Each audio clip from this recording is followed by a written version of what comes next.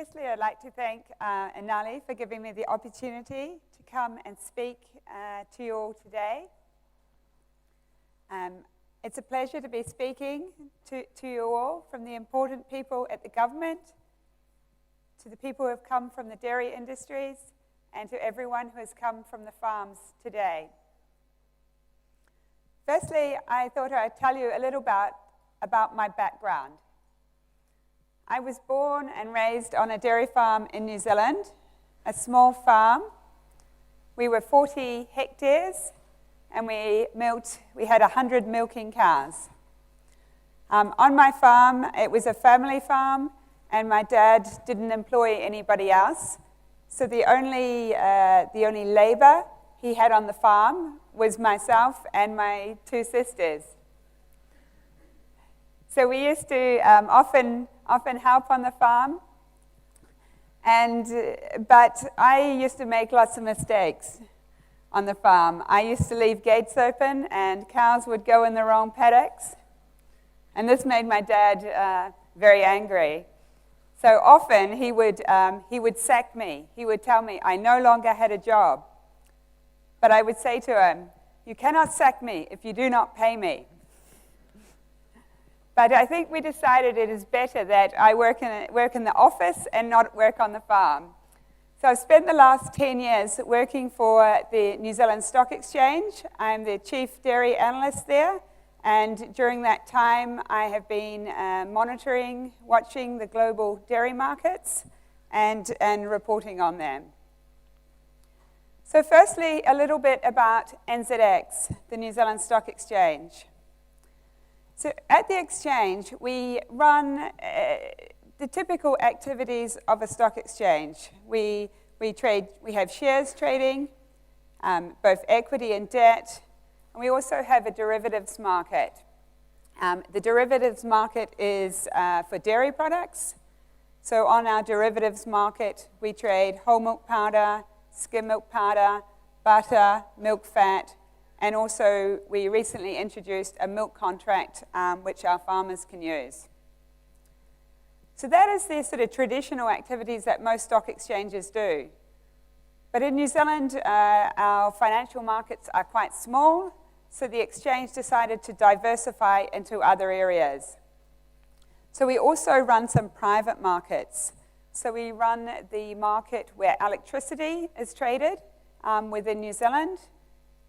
We also run a market for Fonterra, where the farmers can trade their shares between each other, and we run that market.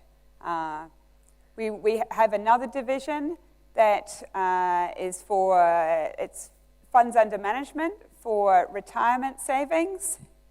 And then we have an agricultural information business. And this is the business that I am part of, and we produce reports and information under the AgriHQ brand. Dairy is our biggest industry we cover, but we also cover sheep and cattle and forestry as well. Now, if we have a look at what's in the dairy markets, which countries are the largest milk producers around the world? So if we look at just cow's milk, not buffalo milk, the United States is the largest producer of milk. And some of the other big producers of milk include India, China, Brazil, and Russia. We also have a number of European countries that are large producers of milk. New Zealand is, where are we? Here we go. So New Zealand is here. So we're certainly not the biggest producer of milk, but we do produce a little more than Uruguay, which is here. So that gives you a bit of an idea of the different scales of the dairy operations in some of the big countries around the world. But if we look at the world and see who has product to export, there is a lot less countries that are exporting product. Most countries are consuming all the dairy products they produce within their own country. So even some of those big producers like China and Russia, Brazil and India, they still need to import dairy products. So that just leaves really sort of 6 main dairy exporting regions. So we have the United States, Europe, Australia, New Zealand, and Argentina, and of course Uruguay. If we have a look at how much product each of these countries are exporting, New Zealand is just the largest exporter of dairy products, just slightly ahead of the European Union. We then see the United States as the next largest exporter, and they have been growing the volume of product that they export. And then the next 3 are a little smaller. So we have Australia, whose the amount of dairy products they're exporting has been decreasing over the past decade. Their milk supply is coming down a little, and their demand from their domestic market is rising. So that is leaving less product available to export.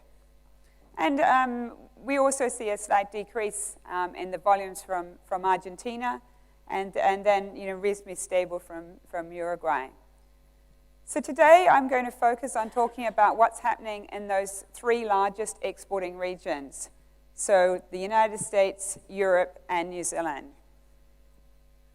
So firstly, if we have a look at the United States, they're producing 96 million tons of milk from just over 9 million dairy cows, milking cows. So that's 15% of the world's milk supply. But the majority of that milk is consumed by their domestic market. And so that leaves them 16% of their milk available to export.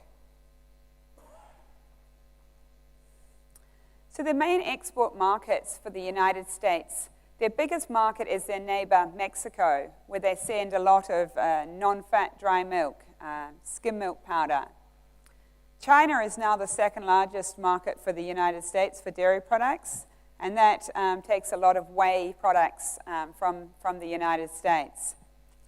And some of their other larger markets include the Philippines and Malaysia, but they have a reasonably large number of markets they're exporting to.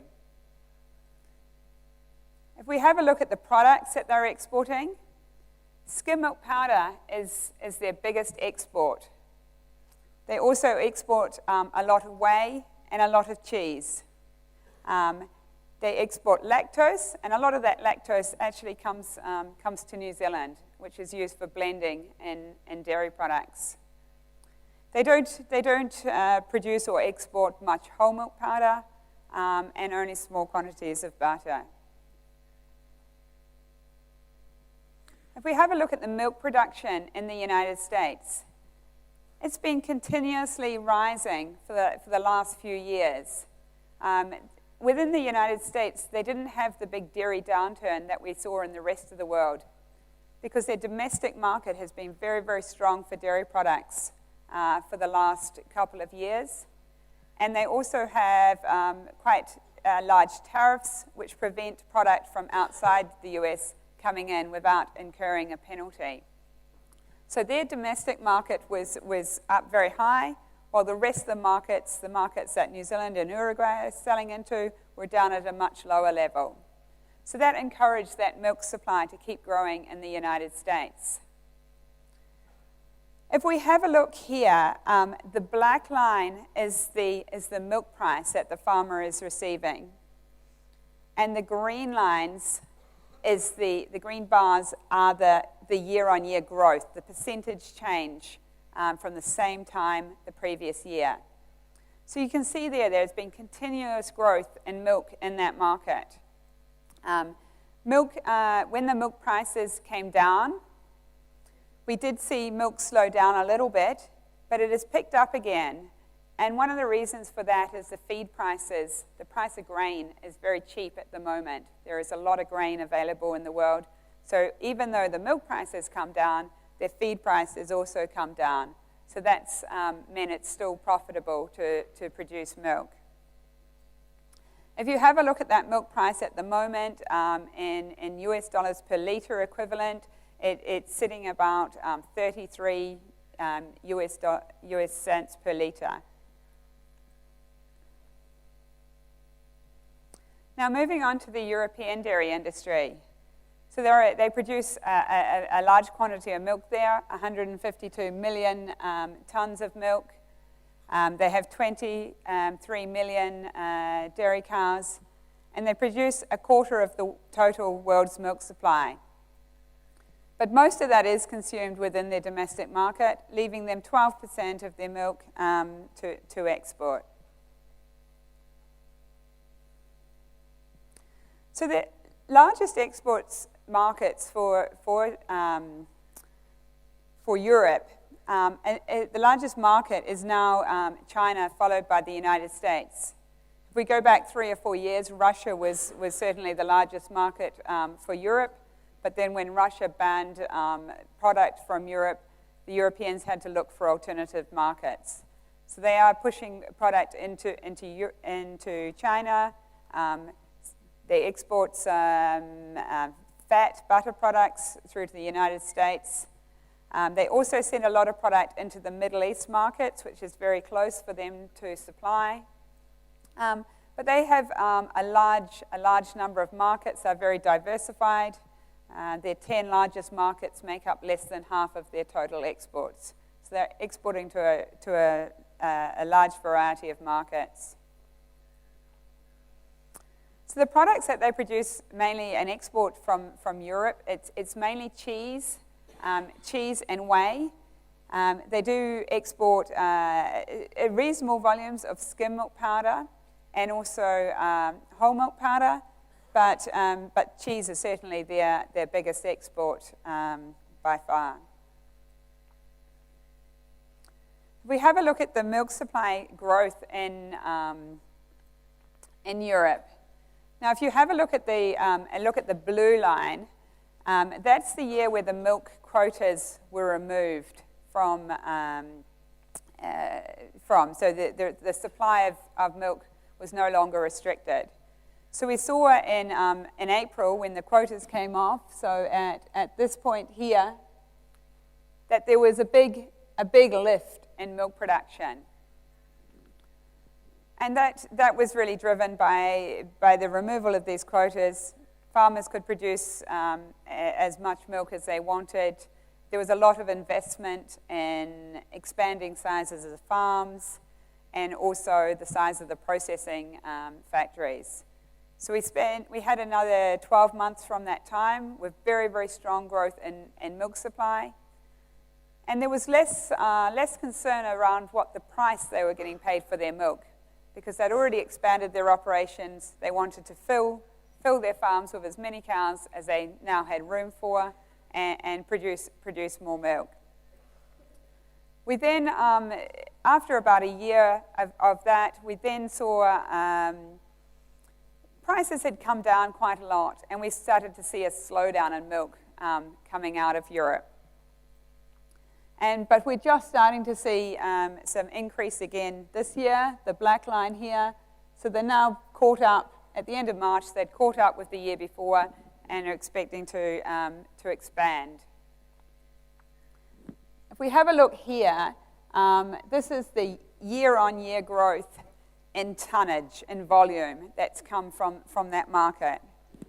So once again, we see here there was strong growth in 2014 while the quotas were still on, but returns were very, very good, so we still saw strong growth.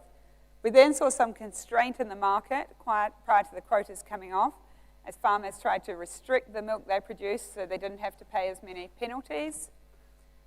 And then when the quotas came off, we saw a big boom in milk supply. If we look here, the countries that contributed most of that extra milk, the Netherlands were a very large contributor of the extra milk. Ireland also produced quite a lot of extra milk. And Germany also expanded. Germany is the largest milk-producing country in Europe. So while the growth was not as large in percentage terms, it was still quite a lot of extra milk came out of Germany. We've then seen the last year or 9 months or so of this slowdown in milk production. And once again, we're seeing, the slowdown has really come from France and Germany.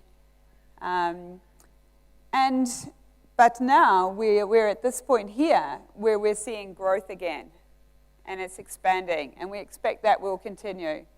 But we won't see expansion from the Netherlands. The Netherlands, the farms there have basically exceeded the limits of how much nutrients, phosphate, that can be absorbed by the soils, and they are now having to reduce their cow numbers.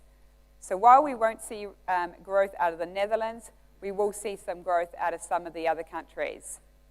So it won't be as big as what we saw immediately after the quotas came off, but we do still expect to see some expansion coming out of Europe for the remainder of 2017. There we can see the milk price in the black line and the year-on-year growth in percentage terms again in that milk supply. So once again, you can see here is when the quota came off. We saw the big boom in milk. Slowed down here because of this milk price falling. But the milk price is lifted again now, and it is generally profitable for farmers to produce milk. They're not making massive profits, but they're making small profits. So that will encourage the expansion still. Moving on to the New Zealand dairy industry. So in New Zealand, we produce about 21 million tonnes of milk. We have around 4 million milking cows. So that doesn't include the young stock. And we produce 3% of the world's milk. But unlike many countries, we export 95% of what we produce. We have more dairy cows than people, so we have plenty of spare product. If we have a look at who are our largest markets, China is by far our largest markets for dairy products. They buy a whole range of dairy products from us, but certainly whole milk powder would be the most important product that moves into China. We also sell skim milk powder, butter, and cheese into China. But we also have another number of other countries we supply. Many countries in the Middle East are also important markets for us. Algeria is a big market. United Arab Emirates is a big market for New Zealand. And then right throughout Southeast Asia is very large markets for us as well. I mean, we export to over 100 countries around the world, but certainly these are our larger countries. So there you can see the products exported out of the main dairy commodities we produce. Whole milk powder accounts for about half of what we export. Skim milk powder is the next largest, followed by cheese, butter, and milk fat.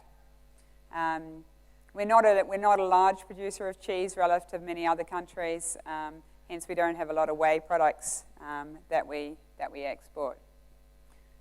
So we certainly are the largest supplier of whole milk powder to the world markets. So often what's happening in terms of milk supply in New Zealand has a big impact on that whole milk powder price. If you look at our milk production curve, this graph is not so clear to read because what we have is in the winter months at the moment, most of our cows are not in milk. We calve nearly all our cows in the spring in this period, and we reach our peak milk supply at this time of the year. So the lines are very, very close together because we have a big range in the winter months we produce very, very little milk, and then the spring we produce the most milk. We do have some farms that will calve their cows 2 times in the year, but the most cows are just in the spring. But what you can see is that milk supply has been, well, you can see over here, it has been decreasing the last couple of years. And that's really been driven by two factors. Firstly, returns to farmers. The price farmers have been paid for milk has been very, very low. And also last year we had very poor weather during our spring period. We had a lot of rain, and a lot of rain, of course, makes it difficult when you're farming. So we had a lot of soils that were very saturated. The grass didn't grow as quickly, and the milk production certainly decreased during that spring period. But during our autumn period here, the last few months, the weather has been very good. We've had just enough rain, but not too much. It's been warm, and we've had very good conditions for growing pasture and for producing milk. We expect as we move into the new season that we will see quite strong growth in milk production, assuming the weather is okay, but the milk price is certainly lifting to encourage that. So if we look here at the milk prices that our farmers get paid in New Zealand, I mean, one thing is very obvious is that the price goes up and down a lot. There's big changes from season to season. And that's directly reflecting that volatility in the global markets, particularly for milk powder. In New Zealand, there is a set formula to work out the price the farmers are paid, or at least the Fonterra suppliers are paid. And it is very heavily weighted to whole milk powder. There's five commodities go into the mixture: whole milk powder, skim milk powder, butter, AMF, and buttermilk powder. And that determines the price that our farmers are paid. If we look here at the average, this is the average kind of cost of production on a New Zealand farm, or average break-even after accounting for costs, all costs, repayment of debt, all the operating costs. So you can see quite clearly there's been a period here where farmers have not made any money. To manage through this period, some of them have managed to reduce costs. Some of those costs are costs maybe they can push out to the next year or the following year, like replacement of machinery. They say, we won't do it this year, we'll leave it because we don't have the funds. But the main way the farmers have coped with this is by taking on extra debt. The banks have lent them extra money. And later today, Paul is going to discuss a little bit more around what happened during that period. The other things we can see here, though, is for the milk production season that's just finished in New Zealand, so that our season runs through to the end of May. The milk price is again above the profitable level for most farms. The exact price won't be finalized until September that the farmers receive, but it's certainly forecast to be at a profitable level. And then looking ahead to next season, just a week or so ago, we saw forecast prices released for next season that are at $6.50 per kg of milk solids, so certainly a profitable level. So that's the equivalent of about US 34 cents a litre. But we have another year to go before that price is finalized, so it may change before then. If we bring it all together from the various countries that we've looked at and have a look at the total change in milk production from those main dairy exporting countries over the past few years, you can see we had this period of very, very strong growth, with most of that extra milk coming from Europe. So coming as a result of those quotas coming off and their milk market freeing up. Also, over the past sort of 9 months or so, we can see that, once again, it was Europe that made the biggest difference in terms of the volumes of milk that were coming out. We can see here that nearly every country in the world dropped their milk supply except the US. And that's because their internal prices were still very high, so the farmers were still getting a signal to produce more milk. But we see here that we're just starting to get growth again in that global milk supply. And we're expecting that growth will continue while prices are above levels that are profitable to do so.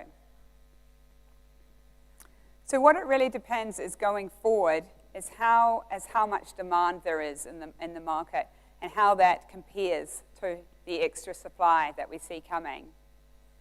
So if we think about those big importers of dairy products, I mean, China is obviously one very big market that has a big influence on the global markets for dairy products. Now, China's own milk supply hasn't been as strong in recent years. And one of the reasons for that is that it's very, very expensive to produce milk in China. All the cattle have to be housed, and most farms do not own land to grow feed on. So they have to buy every mouthful of feed that for their cows has to be brought in. And that's quite expensive. And they also have challenges with where to put the effluent because they do not own land to discharge the effluent onto. So they have some big challenges. And what that really means is that it is expensive to produce milk in China. It's not a cheap country to produce milk. So I think we will see continual demand from China to import product through at least through the remainder of this year. It is a difficult market to know exactly what is happening in China. There is not a lot of good information and good data, but certainly from what I see at the farm level, they're not going to be producing as much milk themselves. Consumer demand is growing, but certainly slower than what it was, say, 5 years ago. But I think we will still see more demand for imports from that market. So that's a positive. But other markets, such as the Middle East, are very dependent on oil for their income. And of course, the oil price has been low for such a long time. So those markets are really only buying enough dairy products to cover their immediate needs. So they're not buying a lot ahead of time. Their economies have retracted. And that's not so good for the dairy markets because there is a lot of dairy products do go into that Middle East region. Elsewhere, Southeast Asia has been, the demand there is okay. It's steady, but it's not really high and it's not really low. So it's just steady.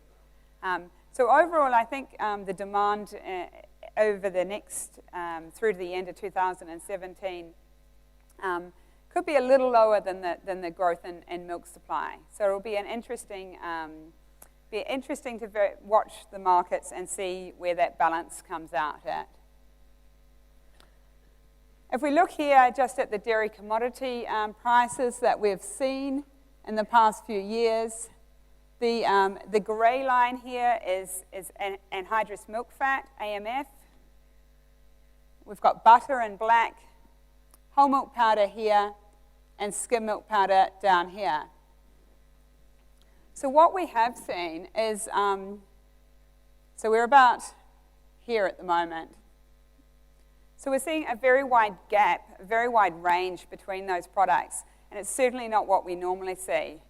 And the reason that we're sort of seeing this big range and these very, very high prices for the fat products is that the developed nations, the United States and Europe, there's a lot of consumers who suddenly think that eating fat, eating butter is now a very good thing to do and not a bad thing like they have thought for quite some time.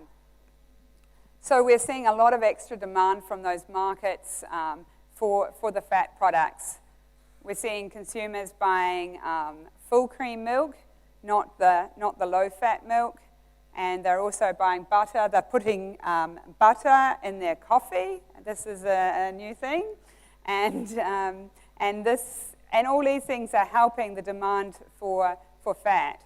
So fat prices are very, very high at the moment.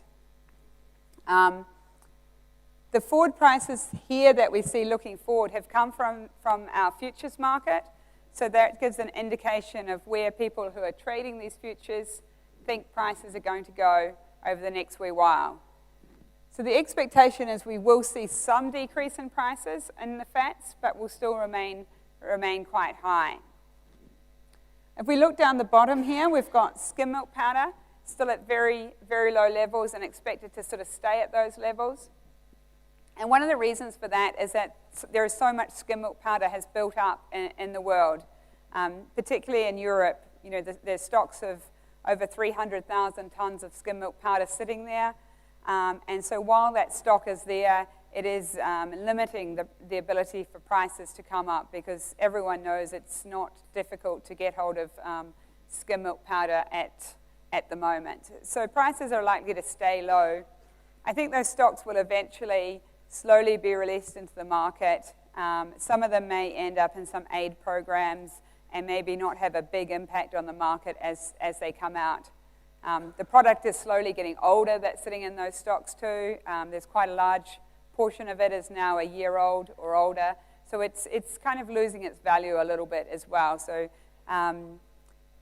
potentially have less disruption on the market when that product is released. But certainly we don't expect skim milk powder prices to lift in a while. And looking here at the whole milk powder price, the general expectation is that it's going to be around about that US $3,000 a ton level out till the end of 2017.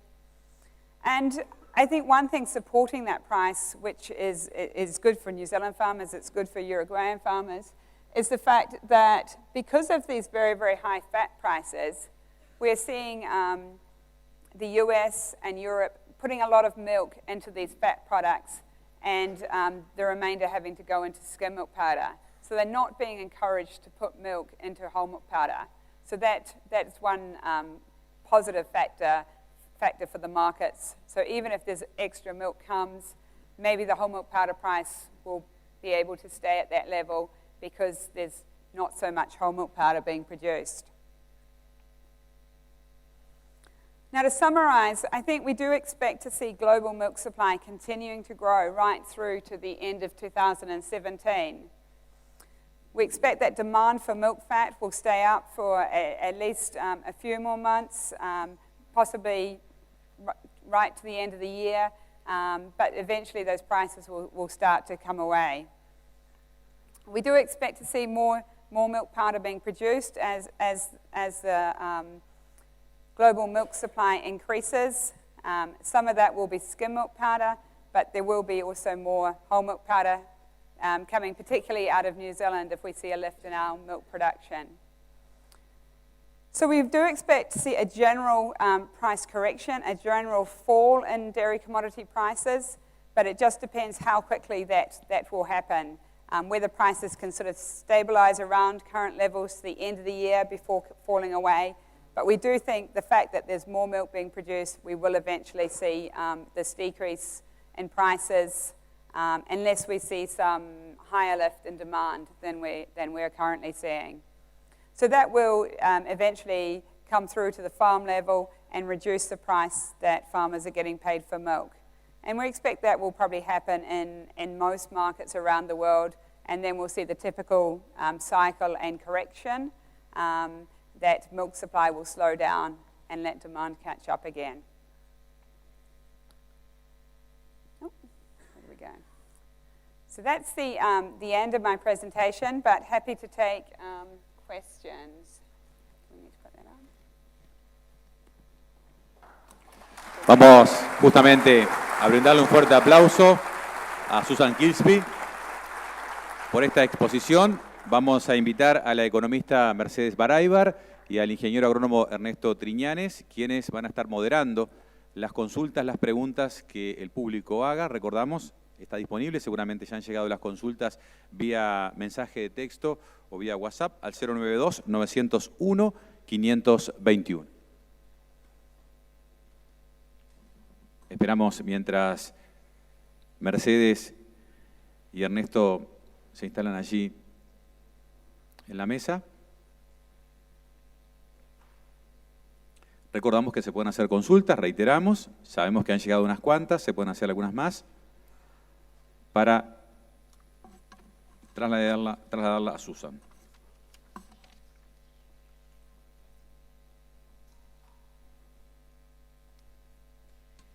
Bueno, buenos días. Muchas gracias, Susan, por tu muy clara exposición sobre la situación del mercado internacional. Recibimos del público la siguiente pregunta. ¿Qué piensa que pasará con la demanda china en el futuro y a qué atribuye los importantes volúmenes comprados por China en 2013 y 2014, cuando los precios de la leche en polvo eran los más altos de la historia?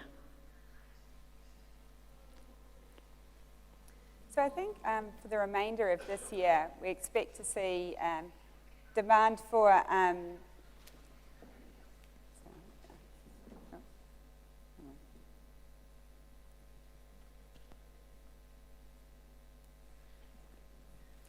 So for the remainder of this year, we're expecting to see demand from China to be quite strong. We expect that we'll continue to buy, particularly the milk powders, and that's mainly because of their own milk supply being lower. If we think back to 2013-14, when demand from China was extremely high, what was really happening at that point is their market for dairy products was growing very rapidly. And nobody really knew exactly how much demand there should be for dairy products at that time. And we saw a lot of different traders buying dairy products and then reselling them. And the previous year, we saw dairy traders who bought product early in the year. They had the advantage, if they bought from New Zealand, to buy under the trade-free agreement, so they've got product at a lower tariff rate. They then were able to resell that product later in the season at quite high prices because that coincided with a drought in New Zealand and a shortage of supply. And then the following year, 2014, we saw the similar trend. We saw people wanting to buy earlier in the year in the hope that they could sell the product later in the year at a much higher price. But what happened was every trader bought more product, and nobody really thought about the bigger picture and how much demand consumers needed. I guess no traders knew how much everyone else had bought, and they just kept buying, hoping that this demand would stay there. I think it was really, this extra buying at that time was really caused by just a lack of information in that market and a lack of knowing how much product they actually needed to buy at that time. And it's very difficult to know how quickly the consumer demand was growing there, because it was growing very fast, but just not as fast as the importers thought at that time. So they ended up getting caught with a lot of extra product, which they couldn't sell, and many of those importers made losses. So we certainly haven't seen that level of buying since. It took a long time to clear those stocks. And we also saw a lot of importers go out of business because they had bought at high prices and then they had to sell product later at low prices. So I think it's just a condition of a young market, a market not knowing what was going on, that really caused that situation to happen. Gracias, Susan. Otra pregunta también vinculada con la demanda. En este momento, Rusia, de alguna forma, está como fuera del mercado internacional. Si bien se abastece con su vecino Bielorrusia, dejó de ser un comprador destacado en lo que eran los mercados clásicos, la Unión Europea, Estados Unidos. Entonces, ¿cómo ves tú el regreso de Rusia al mercado, a lo que sería el mercado clásico? y si eso va a tener algún impacto que contribuya a una mejora de precios más hacia el mediano plazo.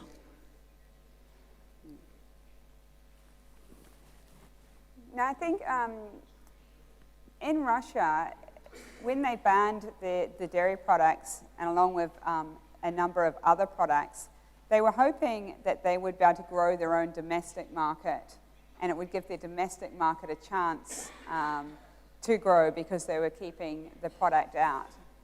And that has been successful in some sectors, but not in dairy. So they haven't managed to grow their own domestic milk production by keeping other product out.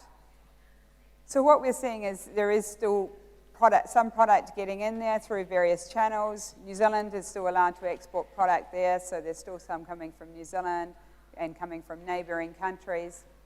But they aren't importing as much as they were, and that really means their consumers don't have as much product or as much choice as they once had.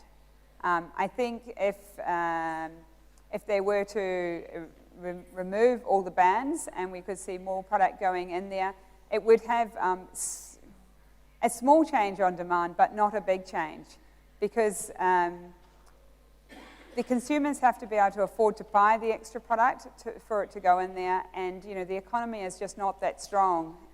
Once again, Russia's economy has been affected by low oil prices.